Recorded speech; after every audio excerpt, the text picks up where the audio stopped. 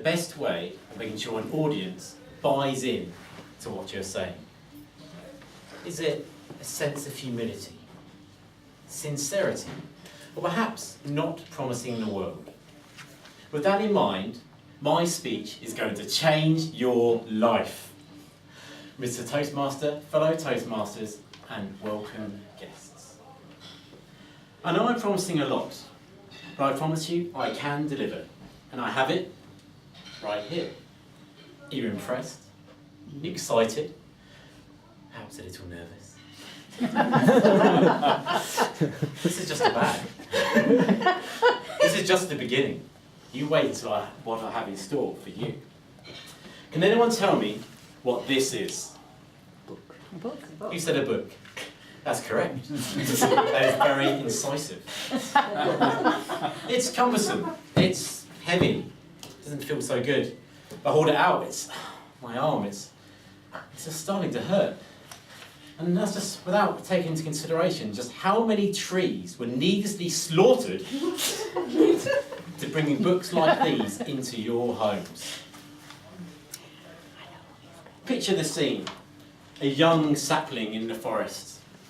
Mummy tree, will one day I grow up to be big and strong like the other trees?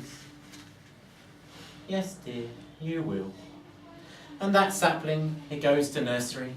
It gets good grades in the local woodland schools.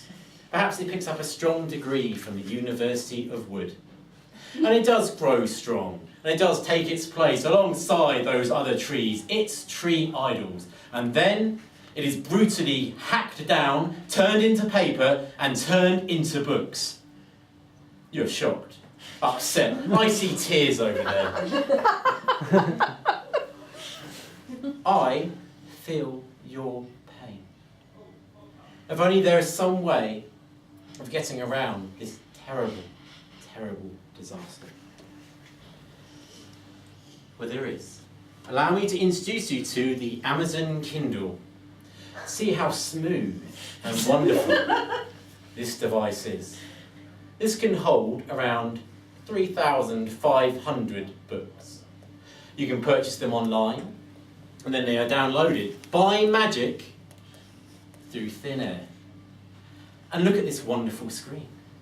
Can you see this wonderful screen? No matter how bright the sun may be, there is no glare on the screen like a computer monitor. It is just like reading an actual book.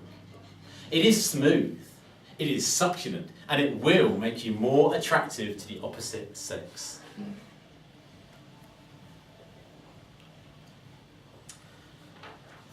So, you've probably got the impression that I like to give a fair and balanced view of things. But it's only fair to mention that both books and Kindles share a common enemy.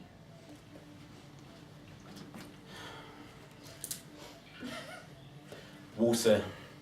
It is the giver of life, but also a great destroyer and bringer of tragedies. Now, those of you of a nervous disposition, you may want to look away, because what I'm about to show you may disturb you, especially if you really like books.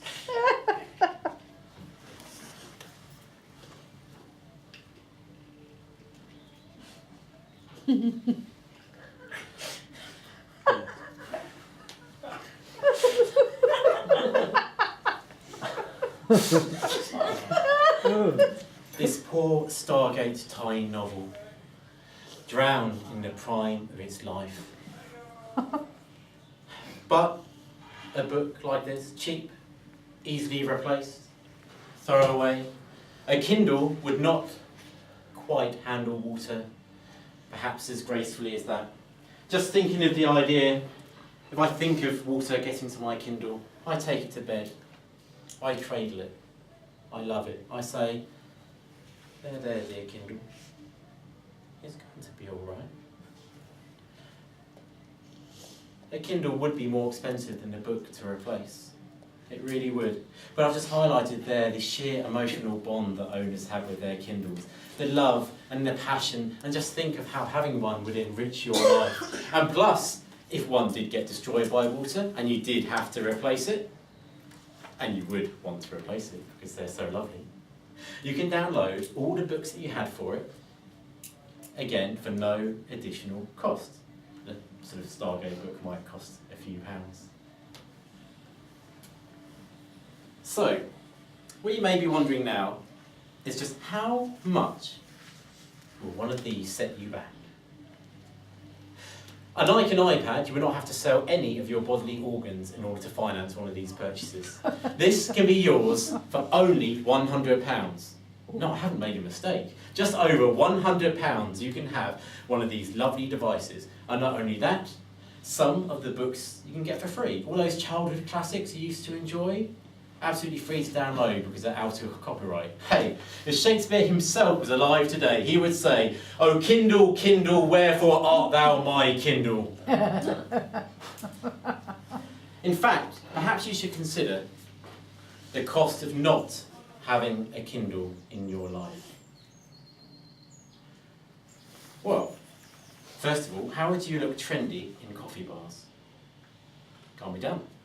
Secondly, imagine yourself with one of these. You're reading in the park, holding a chunk of murdered tree. A young child looks at you.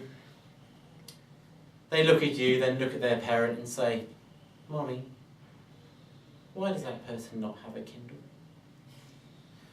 Why are they contributing to the destruction of our world?" Don't be that person. Now you have a choice. You can make the right choice and live a more rich, fulfilled life and buy a Kindle and help save the planet.